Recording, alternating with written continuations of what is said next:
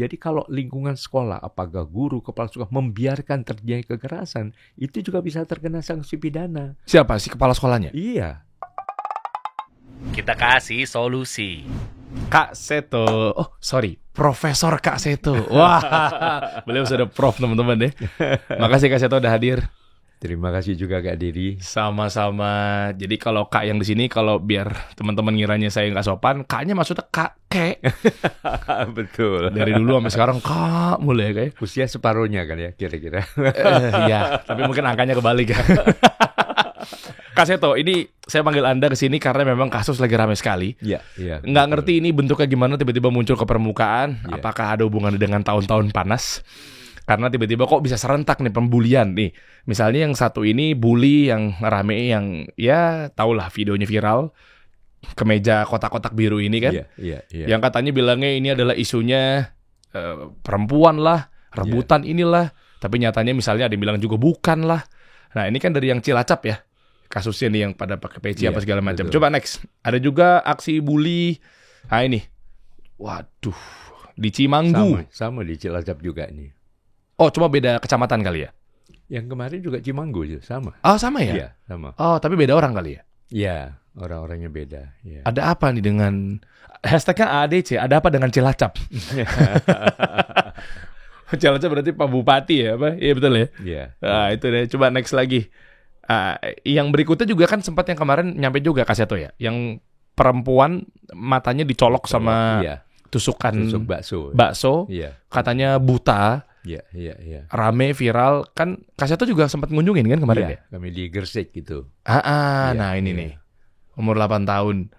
Sementara nanti mau secara spesifik ya gimana kronologinya atau mungkin ada klarifikasi Kak dari keluarga dan lain sebagainya atau dari segi generalisirnya Kak Seto. Iya. Ya, ada macam-macam lah. Gadis berusia 16 tahun ini yang lompat dari lantai 4 bukan sih? Ini rame juga nih soalnya. Oh, bukan ya. Oh, ini yang tuh jangan pakai batu yang itu loh. Viral nih di Makassar. Iya. Di Jambak. Oke, next. Ini kita ulas sedikit-sedikit aja. Ini yang tadi ya. Tadi ya. Macam-macam. Artinya gini Kak Seto, karena memang audiens kami juga banyak pengusaha. Apakah ini peran dari orang tua yang tentunya memang banyak orang tua ya sudahlah, sekolah kan sudah bayar. Ya urusannya ya sekolah lah. Iya, iya. Dia sibuk nyari nafkah, dia sibuk bangun usahanya, ngatur ini, ngatur itu, sehingga begitu nyampe rumah anak jadi korban. Ada. Atau yang kedua, pembahasan kita nanti mungkin bisa dibahas dari awal. Ada lagi rame sempat berita, mungkin gak viral-viral amat, tapi tentang eksploitasi anak. Iya. Misalnya dari umur SD, pulang sekolah, dari TK, tapi dengan dalih, dia saya ajak dagang, bisnis dari sekarang, biar nantinya legacy turun ke dia. Biar dia paham. Yang katanya pola-pola negara China kan begitu tuh. Makanya pada cerdas. Umur-umur 7 tahun, 8 tahun udah di bengkel. Bisnis. Sebenarnya gimana cara memberdayakan anak sehingga nantinya dia jadi pengusaha. Macam-macam deh Kak Seto. Sebenarnya Anda kan pasti kan profesor, pasti kan bikin penelitian apa segala macam. Sebenarnya ada apa sih ini negeri kita ini dari mulai pembulian tadi Kak Seto? Iya. Ya, baik. Bahwa sekarang ini muncul banyak tindak kekerasan oleh anak-anak ya. Jadi bukan hanya anak korban kekerasan, tapi pelakunya juga banyak oleh anak-anak sendiri ini. Ya.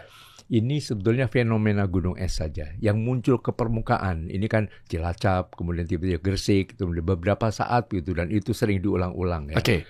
Tapi kami dari LPAI yang ujung tombaknya juga ada LPAI di berbagai provinsi dan kabupaten kota, itu mencatat banyak sekali sebetulnya terjadi kekerasan oleh anak. Artinya perundungan, bullying dan sebagainya itu cukup banyak. Tapi ya itu tadi tidak muncul ke permukaan. Dan kenapa sebabnya? Ya inilah yang harus kita sadari. Sistem pendidikan kita yang sering tidak ramah anak. Artinya kurikulum yang terlalu padat, jam belajar yang terlalu panjang, kemudian PR yang bertumpuk dan sebagainya. Seolah-olah makna pendidikan adalah mengisi kepala anak sebanyak mungkin dengan teori-teori. Oh, ini yang dirasakan sama anak saya kayaknya nih. Bangun pagi, Mas, sekolah Mas. Yang ditanya pertama bukan kayak pakai baju apa, hari ini mata pelajarannya apa, bukan. Liburnya kapan Ayah? Ini kisah nyata sendiri. Gitu ya. Yang saya alami Kak Seto. Betul. Liburnya kapan? Masih lama nggak? Kan dia taunya Sabtu Minggu kan. Iya. bentar lagi atau besok Sabtu nggak? Sabtu terus diincar sama dia.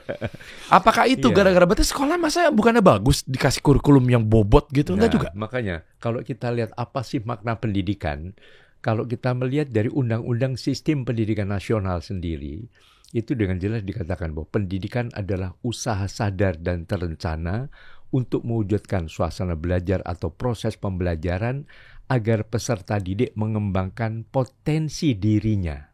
Jadi makna pendidikan itu memunculkan kekuatan dari dalam.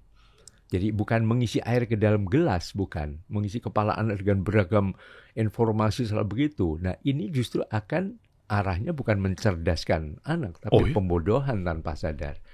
Karena cerdas itu kan beragam kan. Ada cerdas logika matematika, mungkin ya senang matematika, biologi dan sebagainya. Tapi ada cerdas musikal, ada cerdas kinestetik, ada cerdas bahasa misalnya pandai mengarang, pandai berbicara, berkata-kata. Ada cerdas gambar misalnya, menjadi pelukis atau desainer. Jadi pemahaman cerdas ini harus diakui juga potensi setiap anak berbeda. Jadi tidak benar kalau tadi sekedar semua materi. Kalau isi pendidikan juga, kalau kita lihat apa sih isi pendidikan sesuai dengan apa yang sudah digariskan oleh Kementerian Pendidikan, Kebudayaan dan Ristek, nomor 1 adalah justru etika. Ini yang jangan lupa. Anak yang santun, anak yang bisa bekerja sama, anak yang menghormati guru, menghormati orang tua, tapi juga menghormati temannya misalnya. Kemudian kedua adalah estetika. Keindahan bertutur kata, berperilaku, berbusana dan sebagainya. Ketiga baru iptek, ilmu pengetahuan dan teknologi. Nah, ya tadi apapun materi pelajaran. Keempat adalah nasionalisme. Bangga sebagai anak Indonesia yang NKRI, yang beragam kebinekaan tunggal ika ini, itu adalah bangga sebagai Indonesia. Dan kelima adalah kesehatan. Nah, kesehatan bukan hanya sehat jiwa saja, sehat badan saja, sehat jiwa. Artinya tidak baper, tidak uring-uringan, tidak penuh dendam dan sebagainya. Jadi ini yang kadang-kadang kurang disadari oleh pendidik, baik formal di dalam keluarga, ayah bunda, ataupun para guru. Jadi seolah isi pendidikan itu hanya iptek saja, ilmu pengetahuan teknologi, udah itu yang dijejalkan. Sehingga mereka yang pintar nyanyi, pintar gambar, pintar main musik, pintar menari, atau olahraganya bagus, ya, itu kurang dihargai. Nah, isi pendidikan 5 itu yang kalau itu diberikan dengan seimbang dan tanpa kekerasan, tanpa paksaan, tapi diberikan dengan cara yang menarik. Kalau misalnya anak TK bukan 1 tambah 1 berapa? Tapi dengan lagu misalnya 1 ditambah 1 sama dengan berapa sayang. Dengan suasana yang ramah anak senang belajar. Begitu. Itu kali berarti kuncinya. Artinya itu kan terkait retorika mungkin cara komunikasi gitu ya. Iya. Tapi kan rata-rata memang kayaknya udah pada pakai kasih tuh di sekolah-sekolah, atau jangan-jangan mungkin enggak. 5 tadi yang dimaksud harus ada. Iya, itu isi pendidikan kita ya 5 itu. Nah, yang terjadi pada sekarang beredar di sekolah-sekolah itu, Senin sampai Jumat itu apakah kepanjangan? Maksudnya 5 itu udah ada, tapi kok kayaknya mungkin anak-anak jenuh tuh nggak harus Senin sampai Jumat. Apa gimana? Kan Anda pernah riset juga Kak Seto. Di luar kan katanya cuma seminggu 3 kali misalnya. Betul. Nah, kita juga harus sadar dalam Undang-Undang Sistem Pendidikan Nasional tadi ditegaskan bahwa jalur pendidikan di Indonesia itu ada 3. Bisa jalur formal, itu sekolah yang dari Senin sampai Jumat atau sampai Sabtu, kemudian jam sekian itu yang formal itu. Itu silakan kalau anak cocok dengan itu, misalnya ya udah senang dengan kumpul di sekolah bersama teman-temannya, boleh saja. Tapi ada yang tidak cocok, ada yang tidak sesuai dengan pola kegiatan yang lain ya, nggak apa-apa. Itu ada jalur yang kedua adalah non-formal. Nah, non-formal itu yang kemudian kami coba praktekkan sudah 15 tahun ini, itu sekolah hanya 3 kali seminggu. Senin, Rabu, dan Jumat. Wah, rame ini kayaknya nih kalau bahas seminggu cuma 3 kali. Per hari pun hanya 3 jam. Jam 9 sampai jam 12. Selesai. Kak Seto tuh bukannya nggak pinter jadinya anak tuh. Sempat rame, sempat itu ya. Iya dong. Tapi itu tadi, ini kan sesuai dengan undang-undang, dan undang-undang ditegaskan oleh DPR kan. Itu boleh, tetap boleh, itu bisa saling menggantikan. Bukan artinya saling melengkapi. Iya. Kan 5 pokok tadi kan harus ada. Iya. Kalau secara kuantiti hari dikurangin, kuantiti jam juga dikurangin, gimana cara masuk 5 tadi tuh? Nah, kalau di sekolah kan belajar di sekolah terus. Dari pagi kadang sampai sore begitu. Tapi karena terlalu dipenuhi dengan tadi hanya ipteknya saja, unsur kesehatannya tidak, unsur etikanya kurang, akhirnya justru ketidakseimbangan terjadi, akhirnya itu yang membuat anak jadi tertekan dan stres. Oh, itu malah nggak masalah, non akademis itu, tapi iya. Para orang tua berpikir bahwa apakah itu jadi anaknya malah jadinya nggak pintar dalam akademis takutnya. Loh, justru anak-anak akan pintar akademis kalau terjadi keseimbangan. Artinya akademisnya tadi mungkin otak kirinya. Oke. Nah, otak yang menggunakan logika segala macam. Tapi otak kanannya adalah otak yang menekankan unsur afektif, perasaan, rasa senang, gembira, misalnya musik, lagu-lagu, tapi juga lukisan dan sebagainya.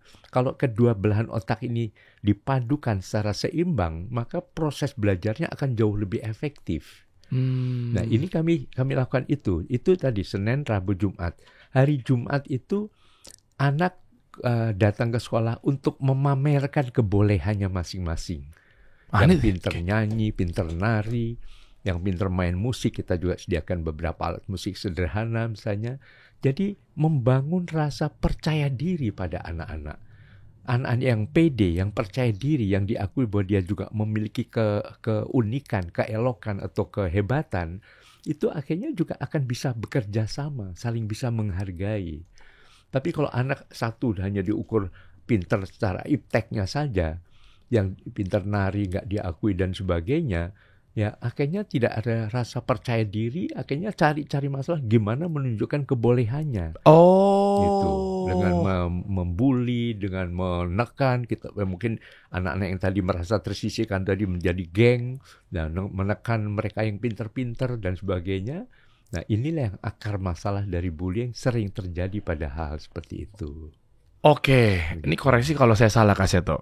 Artinya anak-anak ini berarti punya rasa cenderung minta diapresiasi, show off misalnya ya, bahasa kasarnya gitu ya. Mereka kan egonya, idealisme gitu lah ya, genuine kan mereka kan.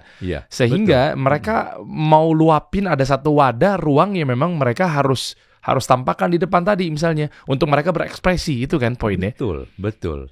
Oke, itu cenderung itu anak umur berapa? Satu-satu kita bahas nih, Kak Seto. Anak umur berapa sampai berapa yang sekiranya dimanjakan dengan ekspresif tadi itu? Ya, artinya pada saat anak sudah bersosialisasi, maka setiap manusia pada akhirnya memiliki kebutuhan apa? Dihargai, diapresiasi, diacungi jempol. Nah, makanya kami juga mulai juga di rumah, pendidikan di rumah pun jangan ada membanding-bandingkan. Yang pintar matematika lebih pintar daripada anak yang menggambar atau main musik atau menyanyi dan sebagainya. Ibaratnya jenius kan bukannya Albert Einstein. Bisa Pablo Picasso, bisa Mozart, bisa Beethoven, bisa Messi atau Ronaldo, bisa Michael Jackson dan sebagainya kan. Cerdas pada bidang yang saling berbeda itu harus diakui gitu. Tadi Kak Seto di ruangan saya Genius Rudy. Itu bagus tuh. Genius itu kan nggak harus satu bidang. Rudy aja ada banyak. Saya bingung, maksudnya Rudy ada banyak gimana? Bisa Rudy Habibi, bisa Rudy Hartono, Rudy Salam, Rudy Khoirudin, atau Rudy Hadi Suwarno. Itu 5 bidang yang berbeda-beda tuh padahal ya. Semuanya hebat pada bidang yang masing-masing begitu. Oke. Nah, marilah kita apresiasi setiap putra-putri kita di rumah, sehingga anak juga pede dan kemudian juga bersekolah dengan penuh perasaan percaya diri, dan kemudian diajak untuk saling menghargai. Nah, karakter pelajar Pancasila itu ada 6. Itu yang ditanamkan, itu yang juga kadang-kadang lupa diberikan oleh para guru ataupun para pendidik di rumah. Pertama, akhlak mulia. Itu nomor 1 sesuai dengan ajaran agama. Kedua adalah kebinekaan global. Kita saling berbeda, baik ekonomi maupun wajah maupun tadi kecerdasannya, tipe kecerdasan yang berbeda, itu tetap saling dihargai. Ketiga adalah gotong royong, mampu bekerja sama. Lalu keempat adalah mandiri, berarti percaya diri. Nah, anak akan mandiri kalau diapresiasi keunikan atau kecerdasannya masing-masing. Lalu kelima adalah kreatif, artinya mampu memecahkan berbagai masalah secara kreatif.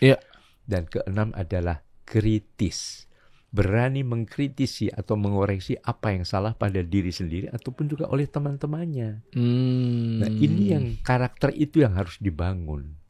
Oke. Detail banget, mantep nih Kak Seto nih. Tadi ada akademis sama non-akademis. Kalau di non-akademisnya dia nggak bakat tadi seperti yang Anda sebutkan, Kak.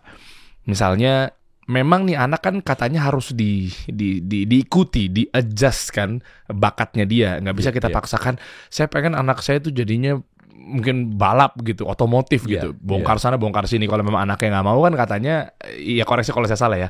Kita ikuti arahnya gitu ya. Gimana cara tahu atau mungkin fasilitasi kalau memang di sekolahannya juga nggak ada itu gitu loh.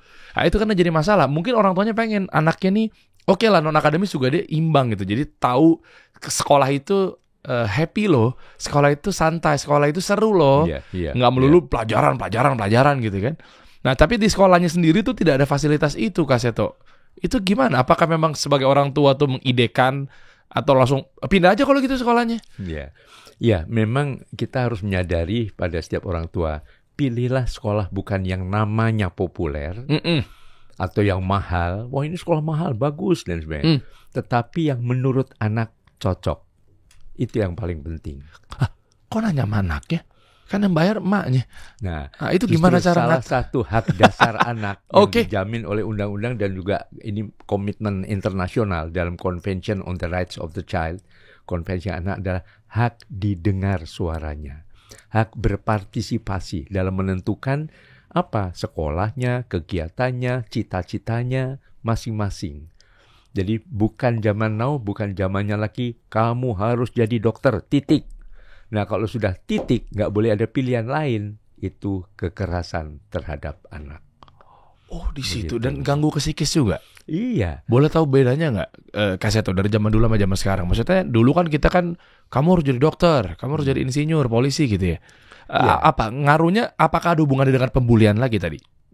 Iya, tentu ya. Zaman dulu, sumber informasi anak hanya satu, yaitu ayah dan ibu. Itu aja, apa-apa ya nurut, paling aman nurut ibu, nurut ayah, sudah. Tapi sekarang, beberapa kemudian ada televisi, ada radio, ada surat kabar. Nah sekarang udah lebih luas lagi dengan gadgetnya, dia bisa tahu berbagai perkembangan yang ada di dunia. Sudah ada undang-undang perlindungan anak. Dan konvensi hak anak yang dicetuskan oleh PBB tahun 89, lalu tahun 90 Indonesia meratifikasi konvensi itu, adalah saya kira satu-satunya konvenan internasional yang hampir semua negara di dunia meratifikasi. Hanya dua yang belum atau tidak. Pertama adalah Somalia dan kedua adalah Amerika Serikat. Amerika Serikat tidak meratifikasi karena undang-undangnya lebih lengkap dari konvensi hak anak itu. Jadi nggak mundur gitu istilahnya, ngapain? Jadi kalau anak tidak diperlakukan tidak benar oleh orang tua, telepon 911, sebentar polisi datang, bisa dipidana orang tuanya. Oh, dia udah secanggih itu lah ya. Jadi artinya suara anak juga dihargai, supaya anak tadi tidak tertekan, tidak stres, apalagi dengan berbagai perbandingan yang bisa didengar dari berbagai sumber, begitu. Oh, itu malah nggak bikin suara atau value orang tua jadi turun, Kak Seto. Maksudnya kan biar dia katanya nurut, orang tua harus keras misalnya. Zaman sekarang adalah salah kalau mimpi punya anak penurut. Kita akan frustrasi. Anak akan justru melawan, anak kadang lebih kritis dan sebagainya. Nah, mimpilah punya anak yang bisa bekerja sama dan percaya diri. Jadi percaya diri karena dia juga belajar, juga artinya mendapatkan informasi dari berbagai sumber, tapi juga mampu bekerja sama dengan ayah ibunya. Ayah ibu juga mendidik kerjasama. Kalau misalnya kenapa nggak boleh begini, mungkin anak sekarang udah, kenapa mah? Apa alasannya? Nah, dengan cara berdiskusi, berdialog, maka akhirnya anak akan tercerahkan justru melalui cara-cara yang ramah anak. Tidak dengan cara paksaan atau otoriter yang kemudian anak merasa tertekan begitu. Saya baru tahu ya, ternyata mereka punya hak. Oke, saya tahu dia punya hak, tapi levelnya itu loh. Saya pikir dari mulai sekolah itu dia nggak bisa menentukan bahwa ya udah aku mau di sini misalnya. Dan itu gimana? Kita kelilingin dulu atau lewat brosur atau? Iya, artinya mungkin pada saat-saat pertama bisa saja anak bisa yaudah kamu sekolah di sini. Tapi bahwa kemudian ternyata sekolahnya misalnya dia dibully, dia merasa tidak aman, tidak nyaman, akhirnya malah tidak bisa fokus pada pelajaran, maka dia bisa menyampaikan kepada orang tuanya, boleh nggak aku nggak sekolah di sini? Aku tertekan, aku stres, daripada aku nggak belajar, gimana ibu atau ayah misalnya. Nah, dengan cara begitu mungkin ya dijembatani, didialogkan dengan gurunya, kenapa sampai begini dan sebagainya, dibantu pemecahannya. Tapi kalau sekedar pokoknya kamu harus sekolah, titik, udah papa nggak mau tahu, ini papa udah bayar mahal, sekedar begitu, antara fight atau flight. Nah, fight-nya dia melawan orang tua, artinya membantah dan sebagainya, atau flight, terbang.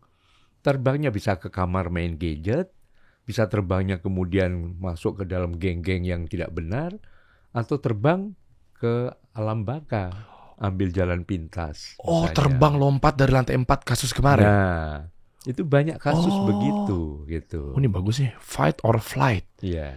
Tapi ada yang ngomong gini juga Kak Seto, ini balik lagi ke bully tadi berarti ya, ini masih nyambung nih. Kan saya pernah baca di netizen lah, komen-komen atau mungkin cerita dari circle apa segala macam.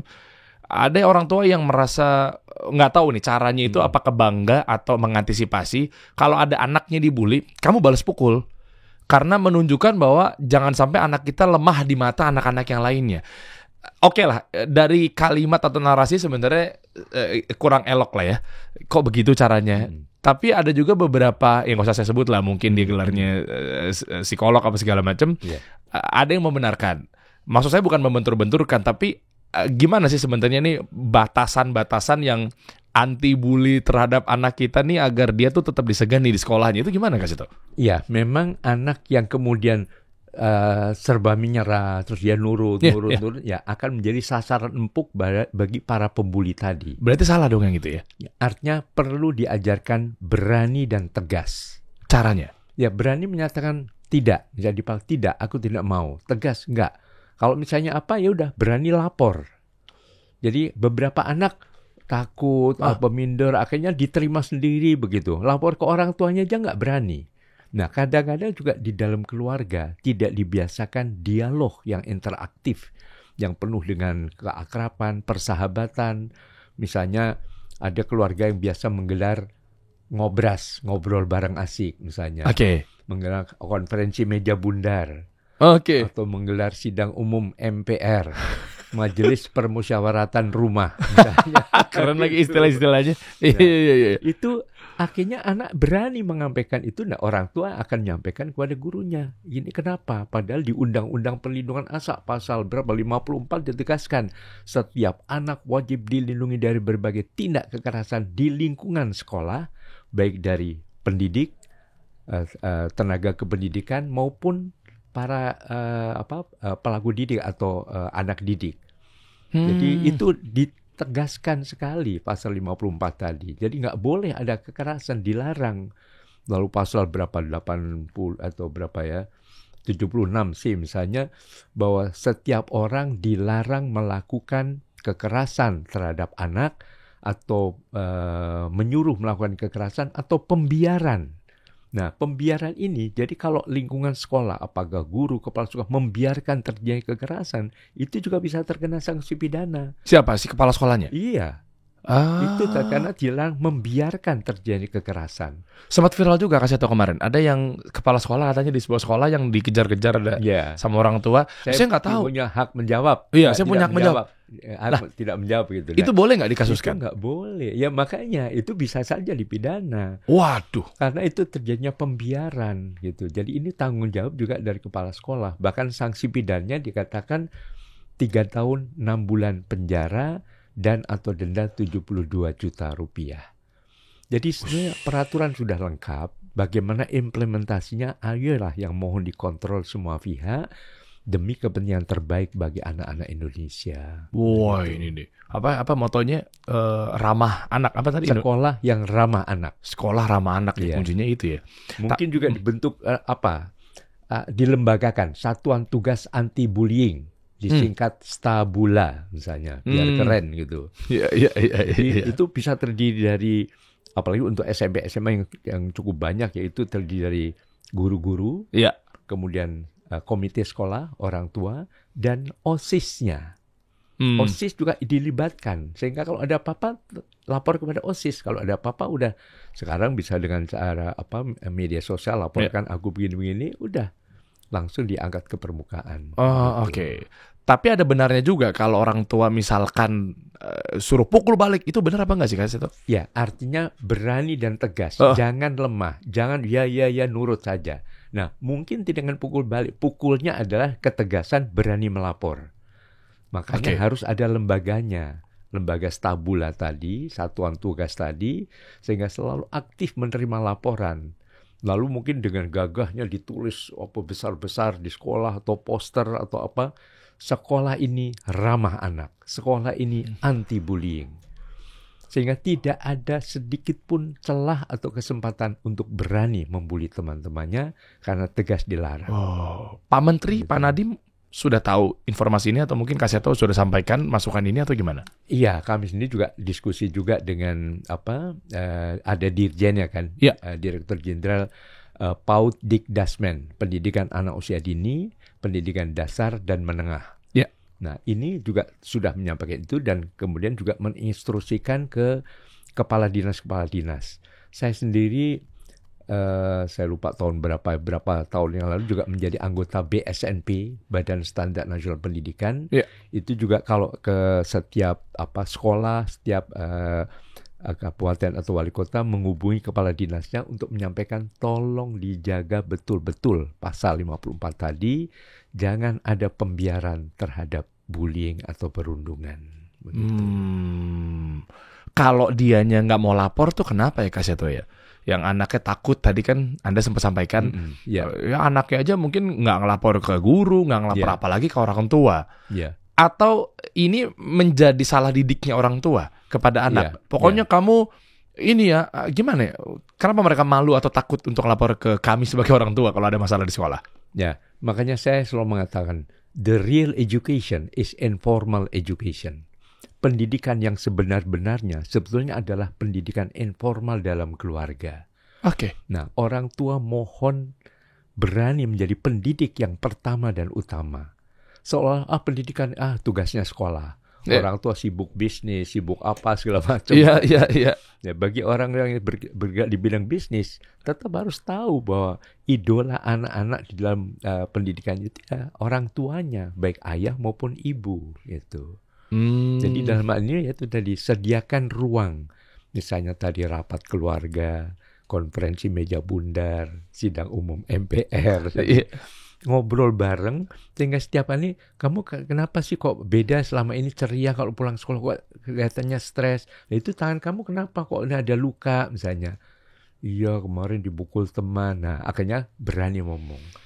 Tapi kalau tidak dibuka anak diam gitu. Ini tentang berani ngomong juga kayaknya saya harus buka nih di depan Kak Seto langsung nih. Saya punya pengalaman pribadi. Ada orang yang tiba-tiba DM saya di Instagram. Tapi sebelum saya kasih tahu ceritanya, ini pertama kali saya buka juga di sini nih, karena ada Kak Seto aja. Ini kan ramai juga kemarin desas-desus tentang pembulian atau yang anak kecil perempuan dicolok matanya pakai tusukan bakso. Ya, ini saya nggak maksud untuk membicarakan hal-hal yang memang bukan ranah saya, tapi artinya ada yang bilang ini benar, atau ada yang bilang nggak kayak gitu kronologinya. Ada yang bilang juga anaknya baik-baik saja, macam-macam lah. Saya coba telusuri lebih dalam. Tapi ternyata menggarisbawahi ada yang menarik buat saya pribadi yang nyambung sama kisah nyata saya beberapa minggu yang lalu, Kak Seto. Ada yang bilang mungkin perasaan gue kenal tuh tetangga gue, ini baik-baik aja anaknya gitu ya. Terlepas dari ternyata ada kepentingan-kepentingan orang tuanya untuk menjatuhkan orang tuanya, saya yang nggak tahu ya, karena tahun-tahun panas. Tapi dalam hal itu ada juga yang kadang seorang anak-anak mohon maaf, lebay juga. Ya gimana ya? Ya mungkin kan anak-anak kan genuine ya kayak. Iya. Ya taunya bilangnya begini, nyampe ke rumah tuh kan ada sifat manja di situ, ngadu-ngadu, butuh perhatian, butuh diapresiasi gitu. Jadi nggak suka ngarang-ngarang cerita juga. Kadang begitu, nggak semua anak kecil. Iya. Contohnya gimana? Nah, ini mungkin kasih tau bisa baca. Saya di DM sama seseorang, sebut saja Fulan lah. Saya nggak bilang inisialnya apa juga ya, gitu. Saya nggak bilang depannya M. Oke, kan nggak bilang. Ya, nih depannya begini kasih tau. Mungkin bisa sambil dibaca ya. Tuh, mungkin baca sedikit, baru nanti saya ucapkan biar teman-teman ada gambaran. Paling atas, mungkin kasih tau bisa baca kasih tau. Coba mungkin sambil di mic, Kak. Oke. Pak, namanya boleh disebut? Boleh, nggak apa-apa deh, nggak apa-apa. Udah 3 kali mukul anak aneh di kelas. Kayaknya kita perlu ngobrol deh. Waduh. Ya, ini saya cerita buat edukasi, nggak maksud untuk membahas mengenai orang tuanya lebih dalam apa segala macam. Ya, meskipun nanti tadi ada penyebutan nama, misalkan, gampang. Editor kalau memang ternyata ada masalah di sensor, tinggal sensor. Bisa, ya? Gampang, aman. Tapi bukan itu yang mau saya bahas, tapi lebih kepada ini kan nggak ada basa-basinya. Tiba-tiba langsung ngomong seperti ini. Saya singkat aja deh. Saya pikir juga penipuan. Saya pikir karena langsung nyebut nama anak saya kan, kalau saya iyakan jadi gampang banget senjata buat dia. Ya sudahlah, saya pikir saya screenshot dulu, saya lapor ke istri saya. Bun, ini ada berita kayak begini, kenapa ya? Akhirnya nunggu balasan istri saya balas lagi ke dia. Saya bilang, bismillah, anaknya siapa namanya? Coba saya konfirmasi ke wali kelasnya. Nggak lama, istri saya udah balas. Oh iya, bener nih adanya. Karena tadi udah ada juga nih laporan dari wali kelasnya. Terus juga ada orang tua yang bersangkutan tapi perempuan. Jadi yang ke saya adalah bapaknya, yang ke istri saya ibunya. Singkat cerita, terus tiba-tiba gimana sih ceritanya? Bapaknya ke sekolah, lalu bapaknya nyari-nyari saya katanya. Mana nih bapaknya? Saya minta ketemu nih. Anak saya ngadu begitu pulang sekolah katanya udah dipukul 3 kali. Marah-marah, mana wali kelasnya? Wali kelasnya hadir. Ternyata wali kelasnya pun saksi, alhamdulillah. Allah masih lindungi di situ. Gini Pak, saya kebetulan ada di sana. Ya, ini saya ceritakan kronologinya. Awalnya memang dia bercanda-bercanda. Saya udah ingatkan, ayo hati-hati jangan bercanda-bercanda. Bercanda-bercanda biasa. Anak saya dengan si A awalnya nih. Anaknya beliau, si B, datang dengan maksud pengen ikutan bercanda.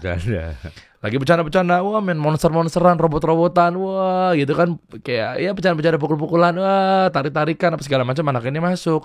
Taunya kesenggol. Cedek, waduh nggak bisa masuk kesenggol nih. Ya. Kesenggol. Dan atau mungkin nih biasalah lagi bercanda masuk ya pasti kan nggak bisa, badannya nggak kena dong, pasti kena dong dalam bentuk apapun ya. Masuk lagi kayak minta diajak main lah, kurang lebih seperti itu. Mundur lagi apa segala macam. Singkat cerita dia nih ikutan bercanda, tapi anak saya fokus sama yang lain. Pulang bilangnya anaknya dipukul 3 kali. Menurut guru yang bersangkutan maksudnya kena sentuh 3 kali gitu kasarannya. Ini gimana ya Kak Seto? Apakah memang ada peraturan-peraturan khusus? Kan Anda bisa dibilang sebagai ketua perlindungan anak ya. Agak sulit juga tapi ya ngajarin anak kamu begini dengan padahal genuine-nya dia kan. Apakah cukup dengan bilang bohong itu haram misalnya gitu. Tapi kan anak kecil belum nyampe ya, jangan bohong ya. Tapi refleksinya dia kan pasti ya responsif banget ya. Gue kena pukul nih, ngadu gitu. Ya mungkin ada hubungannya sama pembulian tadi gitu. Ada yang tiba-tiba mungkin beberapa kasus lapor ke rumah katanya wah ini dipukul, dicolok apa segala macam. Tapi nyatanya mungkin ya nggak juga gitu misalnya. Taunya anak-anak orang tuanya pada ribut. Gimana Kak Seto dalam menghadapi hal ini? Ya, yang paling penting itu di dalam keluarga itu harus ada, nah ini sering dilupakan, kedekatan emosional antara orang tua dengan anak.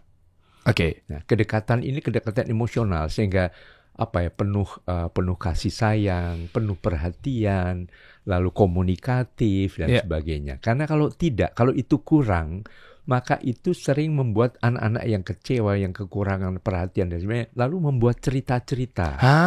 Cerita-cerita ini bisa tadi cerita-cerita yang menguntungkan dirinya, yang mungkin ditambah-tambahi, dikurang-kurangi, sehingga tidak murni lagi.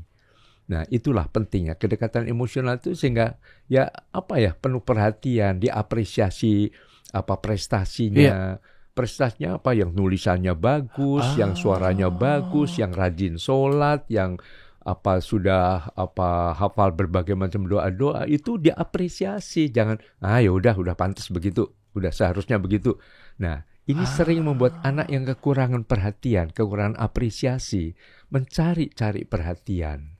Oh, sumbernya Gitu. dari situ, nyambung juga. Bener juga ya. Dia caper karena di rumah caper, tuh ya. iya caper kan. Di rumah mungkin dia nggak dapat apresiasi, sehingga mungkin sifat manjanya muncul, dibutuhin perhatiannya muncul. Begitu ada kayak begini di sekolah, dia pulang. Gimana caranya nih biar orang tua gue Iya, betul. Oh, anak punya rasa itu ya? Iya, setiap anak perlu. Dan salah satu kebutuhan anak adalah kebutuhan untuk dihargai. Setiap orang pengen dihargai. Tapi kalau lihat kenapa yang dihargai kakak melulu, begitu saya enggak. Begitu kakak bilang, wah tadi mimpi ini begini, oh pantesan bagus matematikanya. Begitu saya cerita saya mimpi begini, oh pantesan kamu di sekolah kurang pinter. Nah, selalu cari jeleknya misalnya. Akhirnya setiap anak juga kreatif ya. Nah, akhirnya kreatif di bawah sadarnya menyusun supaya dapat perhatian. Ya, apakah tadi saya dipukul, apa saya ditusuk, apa saya ini, supaya dapat perhatian. Nah, ini yang harus kita sadari sebagai orang tua. Gitu. Jadi tadi kalau yang berbicara mengenai tusuk sebenarnya benar apa? Ya, itu kita bisa. Gitu ya. Saya cuma nanya aja Kak Seto. Ya kan kali-kali mungkin dengan kasus ke anak saya mirip-mirip gitu. Tapi bukan pembahasan itu ya. Bukan, ya. Nanti kita coba cek ke dokter di visum ya. Nggak tahu hasil visumnya apa. Tapi kalau untuk mengenai bisa dibilang orang tua. Balik lagi ke situ. Eksploitasi anak. Ada yang bilang katanya tadi yang saya bahas di awal. Iya. Baru umur 7 tahun udah disuruh ke kantor, ke bengkel, ke warung. Tapi mungkin maksudnya si orang tua dari sisi biar dia jago jualan, misal. Dia jadi pengusaha sejak dini udah ada tertanamkan bakatnya. Atau bahkan dapat ilmu atau knowledge seputar dagang udah lebih awal gitu loh. Iya. Gimana? Itu baik nggak? Nah, gini. Di dalam Undang-Undang Perlindungan Anak, di dalam hak dasar anak itu ada 5 hak dasar. Pertama, hak hidup. Jadi anak harus dijamin kehidupannya. Oke. Artinya jangan dimatikan oleh orang tuanya dengan cara apapun. Kedua, hak tumbuh dan berkembang. Bukan 5, ada 4 hak dasar. Hak tumbuh dan berkembang itu bakatnya, potensinya, keinginannya itu dipenuhi. Ya. Kemudian yang ketiga adalah hak perlindungan dari berbagai tindak kekerasan, termasuk eksploitasi. Nah, yang keempat adalah hak berpartisipasi, didengar suaranya, dilibatkan dalam berbagai keputusan mengenai kegiatan anak saat ini maupun untuk masa depannya.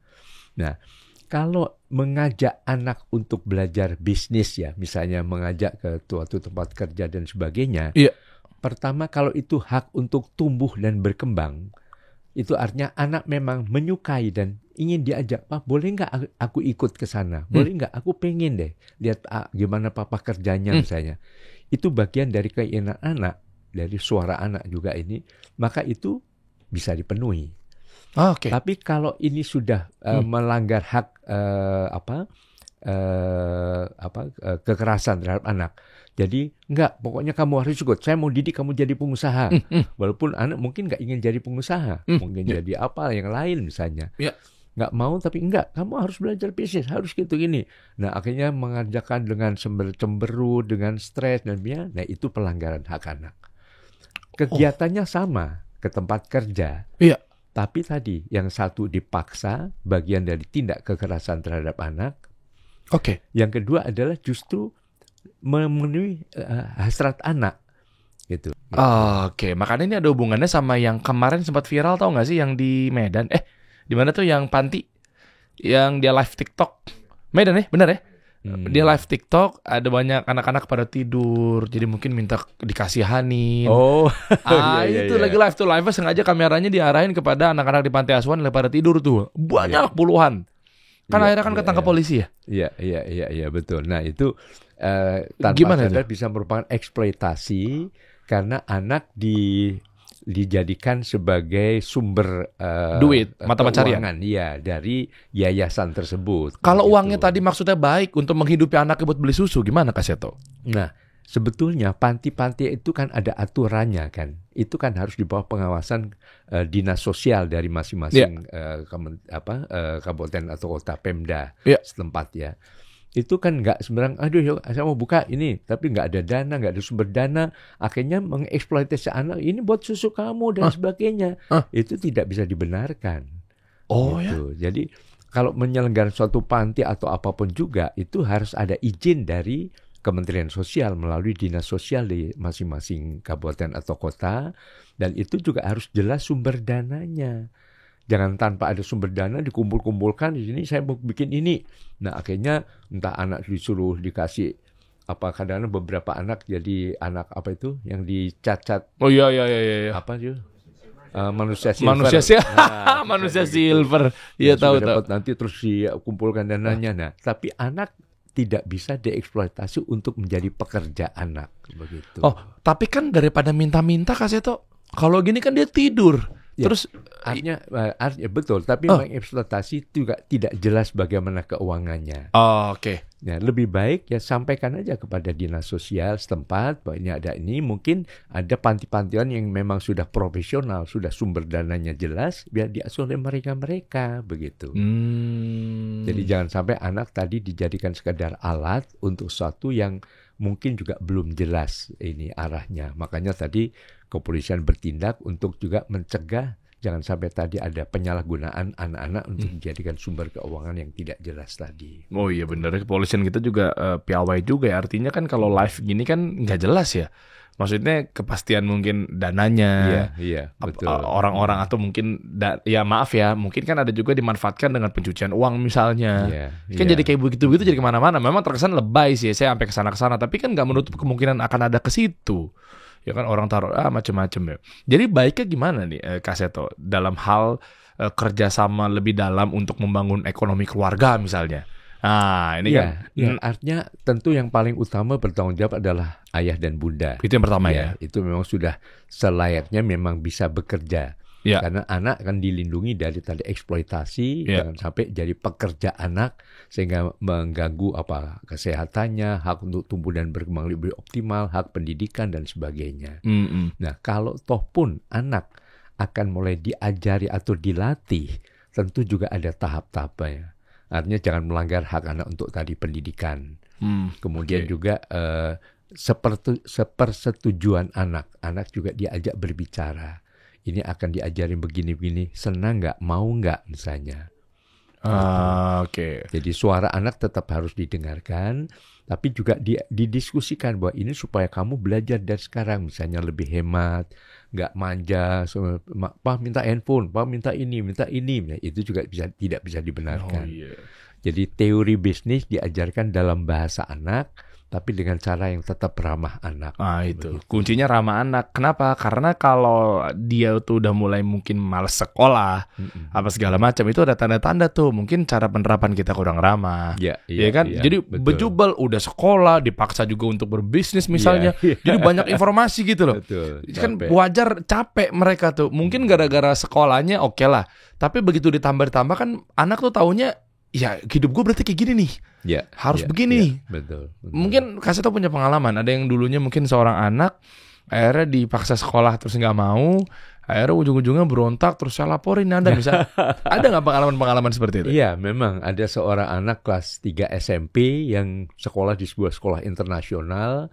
Kemudian pokoknya bayarnya itu mahal. Tapi dia mengalami bullying, dibully secara cyberbullying. Jadi dibully melalui media sosial begitu. Akhirnya dia ngadu kepada orang tuanya, aku nggak mau sekolah. Kenapa? Tapi kau dibully. Nah, sempat ibunya memaksa, enggak, kamu harus sekolah karena ini sekolah mahal. Lalu dia bilang, kalau aku dipaksa sekolah, aku lapor ketua lembaga perlindungan anak gitu. Dan pada saat itu ketuanya? Dan ketuanya itu tidak lain adalah saya dan korbannya adalah anak saya sendiri. Tanya anak Anda pribadi ya. Jadi ketua perlindungan anak punya anak juga yang nggak mau sekolah. Mau ke sekolah gitu. Nah, karena kami memahami hak anak, ya saya setelah ada rapat sidang umum MPR, kami menggelar sidang kabinet terbatas. Waduh. Saya dengan istri ngobrol, Bunda, ini kan melanggar hak anak kalau memaksa anak sekolah, kan dibully, stres itu. Akhirnya kita rundingan, dipecahkan, kita buka homeschooling di rumah. Dan itu mengacu pada Undang-Undang Sistem Pendidikan Nasional. Oh gitu. Dan pada saat itu tahun berapa Kak Seto? Itu kalau Undang-Undang Sistem itu tahun bukan kejadian yang anak itu. Kejadiannya itu tahun 2006-2007 lah sekitar itu. Saya laporan Anda kepada Ketua Perlindungan Anak. Yeah. Udah tahu ya anak itu berarti ternyata bapaknya sendiri yang ketuanya. Betul. Ya. Pinter juga caranya ya. Saya laporkan Anda kepada Ketua Perlindungan Anak. Terus bapaknya lupa kan. Iya siapa? Laporkan saja. Terus mudah-mudahan jangan-jangan teman saya. Anda sendiri Pak. Oh ya saya baru ingat ternyata saya ketuanya. Lah itu tercetusnya homeschooling Kak Seto tuh bibit-bibitnya dari situ. Iya.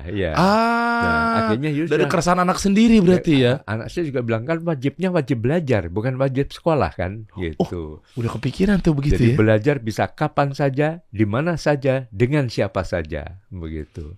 Memang ujian biasanya nggak datang dari jauh-jauh sih Kak Seto. Betul. Ya kan biasanya tuh kadang ujian datang dari yang terdekat. Anda Ketua Perlindungan Anak yang nggak jauh-jauh dari anak-anak. Bisa ngomong wajib belajar gitu ya. Lalu gimana Kak? Ya udah, akhirnya ya kebetulan saya sendiri juga pernah jadi guru dari mulai TK, SD, SMP, SMA, masih hafal beberapa teori. Akhirnya udah diajari sendiri di rumah. Tapi kemudian juga manggil beberapa guru les yang berbeda.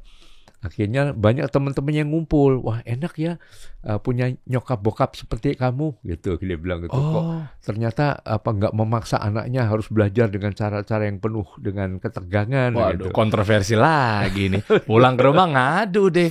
Nah akhirnya berkumpul makin banyak muridnya di rumah. Tapi tetangga protes. Waduh ini kan banyak umur pensiunan, jadi pengen hidup tenang, jangan rame-rame nanti banyak parkir gitu. Akhirnya kita sewa di tempat lain beberapa, terus akhirnya makin banyak muridnya, akhirnya ya kita beli gedung sekolah sendiri. Masya Allah. Dan sampai sekarang sudah 3.000 anak-anak alumninya. Itu juga ada yang di Harvard. Ada yang murid yang dari jauh dari Cilacap malah diterima di Harvard dan di berbagai perguruan-perguruan internasional luar negeri. Kemudian juga ada di berbagai daerah ya. Yang kampus-kampus negeri yang lulus di Indonesia masuk di kedokteran aja ada di UI, USU, Unhas dan UGM. Itu yang kedokteran. Ada yang di ITB, IPB dan sebagainya. Dan yang bisnis juga baru 1 tahun sudah bisa buka coffee shop sendiri. Setelah lulus ya. Loh kan ada yang bilang katanya, nah ini kita bahas ya Kak Seto. Kan ada yang bilang mindsetnya tuh homeschooling nih kurikulumnya terbatas. Ada yang bilang juga terlalu bebas, nggak tertata rapih. Ini kita berangkat dari stigma-stigma aja. Sementara Anda pelaku dari homeschooling kan istilahnya kan. Nah bagaimana cara meyakinkan orang tua kalau dari homeschooling ini juga stigmanya nggak melulu negatif misal, atau jangan-jangan positif semua misal. Gimana Kak Seto? Ya artinya dengan homeschooling not just school at home kan, tapi schooling yang homey gitu. Jadi selain juga di rumah juga ada sekolah yang sistemnya non formal. Kalau di rumah itu informal. Rumah bisa dengan guru atau belajar jarak jauh dengan kami. Karena murid kami juga ada di berbagai kota-kota di seluruh Indonesia. Bahkan ada yang di Jepang, ada yang di Australia, ada yang di Saudi Arabia dan sebagainya. Gitu. Ada beberapa putra-putri diplomat yang mungkin tidak ditinggal di ibu kota. Kalau misalnya di Jepang itu di Tokyo ada Sekolah Republik Indonesia.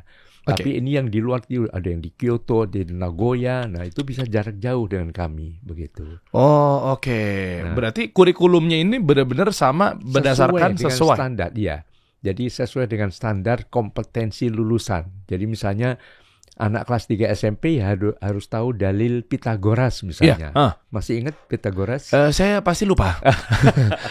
Yang C kuadrat sebenarnya A kuadrat plus B kuadrat. Sudah cukup Mas Seto. Cukup. Saya pasti lupa dan saya tidak mau mengingatkan kembali. Sama tuh. Diingetin lagi. Udah tahu nyontek waktu itu. Iya. Jadi intinya sama sebetulnya. Cuma ya tadi belajarnya bisa kapan saja, nggak usah harus di sekolah. Yang artis juga ada. Artis siapa? Kalau kita sebut misalnya Mbak Nikita Willy. Oh iya, juga. Nikita Willy homeschooling Kaseto. Ya, ada Citra Scholastika, ada Prilly Latukonsina. Ah iya. Ada juga Mas Surya Sahetapi yang tunarungu. Tahu. Tapi sekolah di tempat kami yang begitu ramah anak, karena kami juga ada sekolah untuk anak berkebutuhan khusus. Ya. Bahkan lulus summa cum laude di Amerika kemarin itu. Oh ternyata bisa homeschooling begitu jadi, ya. Kalau ditanya kenapa, ya karena kami sekolah sangat ramah anak. Tidak tertekan, tidak stres, tapi dihargai juga apa kebolehan-kebolehan kami. Putra-putranya Mas Dhani, Ahmad Dhani juga di kami juga, begitu. Oh, pantesan ganteng tuh. Ada hubungannya nggak sih? Ada grooming juga nggak sih di sana? Nggak ada ya? Oh, saya pikir gara-gara Al Eldul tuh gara-gara di situ jadi ganteng. Kalau mau saya Milo saya pindahin di situ. Biar bule-bule dikit gitu. Oh, ternyata artis-artis juga banyak. Nah, kalau ada yang bilang gini gimana? Ayo wajar lah. Artis homeschooling kan dia syuting. Jangan-jangan mungkin kehebatannya sekarang bisa kayak Prilly kan juga apa nih, kita bilang kan dari luar juga apa segala macam, atau mungkin dia suksesnya itu ada bangun coffee shop gara-gara memang dia anak orang kaya. Kalau coffee shop modalnya gede misal, atau artis-artis juga emang dia memang artis aja. Iya. Itu gimana ya Kaseto? Nah, kami juga punya sekolah untuk anak-anak marginal. Jadi homeschooling kami bahkan jemput bola. Kami punya kelas berjalan. Oke. Jadi datang ke berbagai titik-titik di mana ada anak-anak jalanan, anak-anak marginal, anak tukang sayur dan sebagainya, yang diajak belajar dengan cara yang ramah anak. Dan akhirnya ya bisa kemudian lulus mulai dari, memang ujiannya adalah ujian paket. Itu gimana tuh? Nasional kesetaraan itu ujian paket. Kalau paket C. Ya, paket A untuk SD, paket B untuk SMP, dan paket C untuk SMA. Dan 4 anak saya juga tidak ada yang sekolah karena mereka juga homeschooling dan ujiannya juga kan paket. Tapi yang paket, yang nomor 1 juga pernah studi di Lim Swee Kong itu apa lagi? Apa gue itu ya? Iya bener bulu tangkis, ngapa gue kesono? Lim Kok Wing University yang ada di Singapura. Oh iya. Kemudian yang kedua di Raffles Design Institute di Sydney. Yang ketiga juga sudah lulus di Universitas Parahyangan. Ya. Unpar Bandung. Ya. Kemudian yang bungsu ini memang juga main film juga, juga penari juga. Nah sekarang ambil dia pilihan sendiri adalah sekolah untuk kampus untuk performing arts gitu, bukan? Fisioterapi. Ini yang mana nih? Yang waktu SMP dia nggak mau sekolah itu, bukan? Yang satu itu yang Lim Kok Wing University itu yang desain. Oh di situ. Ya. Jadi artinya toh mereka juga bisa lulus di bidang masing-masing, tapi tadi kembali kepada anak-anak jalanan tadi. Iya. Itu juga belajar dalam suasana yang ramah anak begitu. Sebenarnya kunci ramah anak yang dimaksud tuh apa, Kaseto? Artinya kan ini kan edukasi ini mungkin sebagian sekolah-sekolah yang formal ya kita bilang lah ya. Lawannya homeschooling apa? Sekolah formal. Iya. Sekolah formal ini kan pasti tahu lah mungkin informasi, edukasi terkait ramah anak misalnya. Atau jangan-jangan ramah anak yang dimaksud secara letter luck atau literally ya udah ramah anak tinggal ayo ramah gitu maksudnya. Ayo anak-anak sekolah ya. Atau jangan-jangan ada kurikulum terselubung yang ada mungkin di homeschooling Kaseto yang ternyata rumus ini nih sangat berfungsi dengan baik dengan anak-anak juga jadi lebih mungkin kecerdasan meningkat. Apa boleh dibocorin nggak kurikulum yang dimaksud ramah anak tuh maksudnya gimana ya Kak? Ya artinya ramah anak itu menyentuh bukan hanya logikanya saja, tapi aspek perasaan anak. Anak nyaman, anak tenang, anak merasa tadi dihargai, kebutuhannya terpenuhi begitu. Itu diselipin di tengah-tengah pengajaran, bukan? Ya caranya. Caranya ya. Caranya memberikan. Misalnya persyaratan guru-guru kami itu bukan ditekankan pada gelarnya akademik, bukan. Nah ini unik nih. Yang bisa tersenyum. Nah, start dari situ ya. Iya. Jadi menghadapi anak itu jangan cemburu, jangan judes, tapi senyum. Penuh persahabatan begitu. panggilnya pun, lah yang udah kakek aja dipanggil kakak kok. Akhirnya guru-guru kami juga dipanggil kak semua. Oh, Gitu, kuncinya Pak Guru, itu. Bu Guru, bukan begitu. Jadi kakak begitu. Oh, dekat ya soalnya ya, bener jadi ya. penuh persahabatan sehingga tapi anak juga tidak ngelunjak ya, tidak mencoba untuk ini mana, tapi ditekankan tadi nomor satu adalah etika. Etika adalah sopan santun, keramah tamahannya, persahabatannya begitu.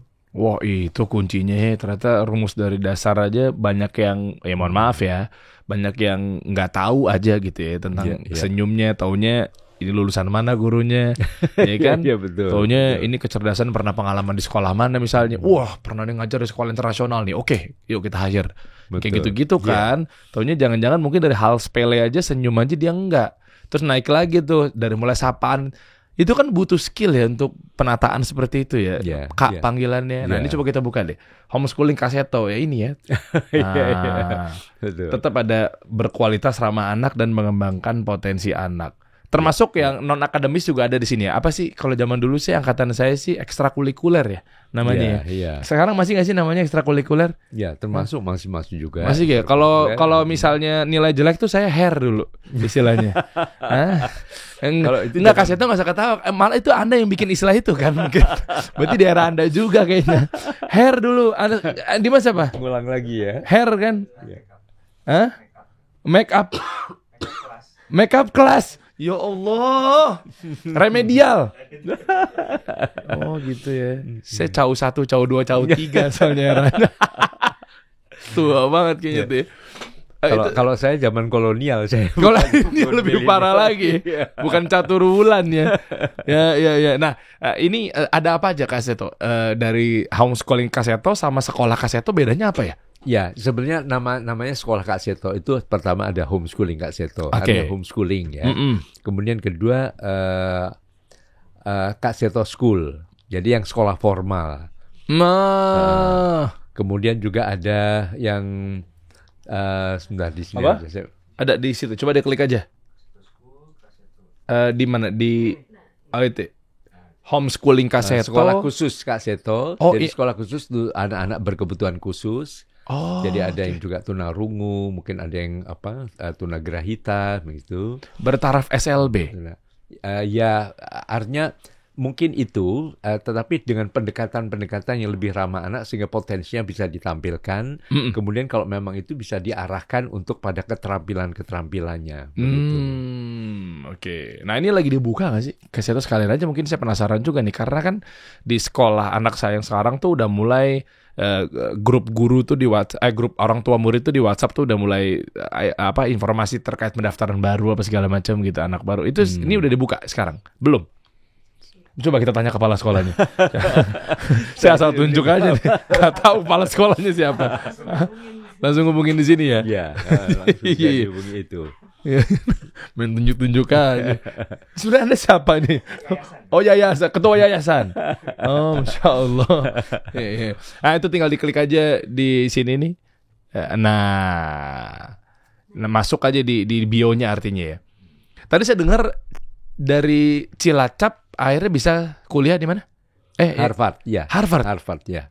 Apakah ini terobosan buat orang tua dan juga yang ada di Cilacap sana yang kasus pembulian itu bisa juga solusi kalau milih sekolah? Aduh, ini bahaya nih sekolahnya nih, kita langsung kesini aja. Buktinya ada bukti konkret loh, mewakili Cilacap loh.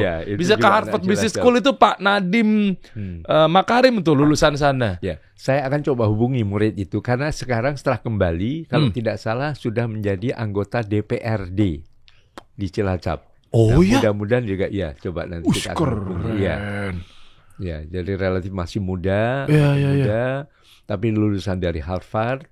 Gitu. Keren itu. Iya, maksudnya banyak orang juga beranggapan pengen belajar di sana kan. Iya. Saya pun melihat kadang ngayal-ngayalnya cuma bisa masuk ke Street View Google Map doang nih. Oh, ini Harvard.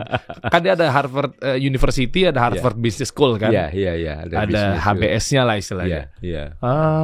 Total 3.000 ya Kaseto ya? Alumninya. Alumninya. Dan itu tadi kami sejak waktu pandemi kan banyak yang orang tua yang mungkin akhirnya kehilangan pekerjaan dan sebagainya.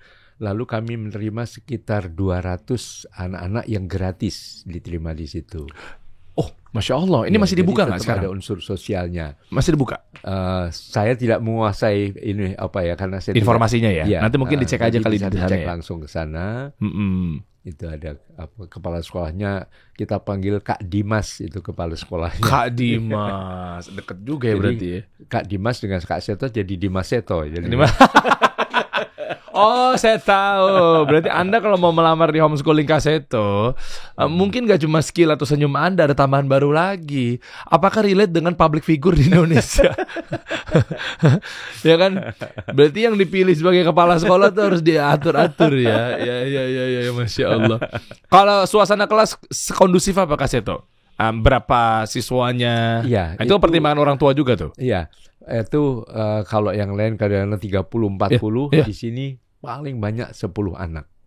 Oh, mau dikit ya? Iya. Karena fokus ya? Ya, supaya masing-masing anak mendapatkan perhatian gitu. Ini nih. sekolahkaseto.sch.id. Homeschooling Kak Seto, Kak Seto School, sekolah khusus Kak Seto Learning Center itu apa? Ya, semacam bimbingan belajar. Jadi mungkin sekolah di tempat lain, mungkin kalau matematika kurang tahu atau apa yang lain ya bisa belajar di sini juga di Learning Center ini. Oke, kalau yang kayak les-les gitu tambahan asah bakat itu ada juga di sini? Enggak, kita artinya khusus pada akademiknya. Kalau di luarnya kita paling memberikan rekomendasi kalau sanggar gambar di mana. Di situ ya? Iya. Ini informasi lebih lanjut, teman-teman bisa kunjungin aja di website-nya karena komplit di sini semuanya, paketnya udah ada, sekolahkaseto.sch.id.